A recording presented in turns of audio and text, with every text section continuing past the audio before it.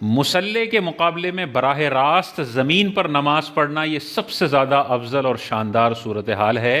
हुज़ूर अलैहिस्सलातु वस्सलाम की बहुत सारी अहादीस हैं जिसमें सहाबा इरशाद फरमाते हैं कि ताजदार कायनात ने बराह रास्त ज़मीन पर सजदा किया और हमने हुज़ूर अलैहिस्सलातु वस्सलाम की पेशानी मुबारक पर मिट्टी के ज़र्रात को भी मुलाहिज़ा फरमाया है।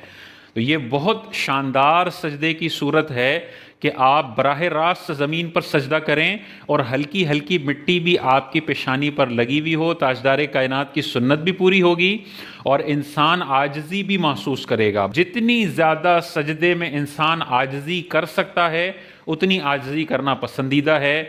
मुसल्ले के मुकाबले में बराह रास्त ज़मीन के अंदर आजिज़ी का लेवल ज़्यादा होता है, लिहाजा उलमा ने यही इरशाद फरमाया कि बराह रास्त कोई मुसल्ले की हाजत नहीं, बराह रास्त ज़मीन पर पढ़ें और हल्की हल्की मिट्टी लगी हुई हो ज़मीन पर तो ये और भी ज़्यादा शानदार और फजीलत वाली बात है। लेकिन मुसल्ला भी कोई इस्तेमाल करता है, कोई हरज नहीं है। किसी को तकलीफ़ है, नरम चीज़ चाहिए तो वो मुसल्ला यूज़ कर सकता है, लेकिन मुसल्ला इतना नरम ना हो, इतना मोटा ना हो कि ज़मीन की सख्ती महसूस ही ना हो, फिर तो सजदा ही नहीं होगा। ठीक है ना, सजदे के लिए ज़मीन की सख्ती का महसूस होना ज़रूरी है कि मज़ीद दबाएं तो वो दबे ना। लिहाजा गद्दे पे किसी ने सजदा कर लिया तो नमाज होगी ही नहीं। मुसल्ला अगर पतला है या थोड़ा सा मोटा है उस पर नमाज हो जाएगी, लेकिन सबसे शानदार सूरत हाल ये है कि बराह रास्त ज़मीन पर बंदे को सजदा करना चाहिए।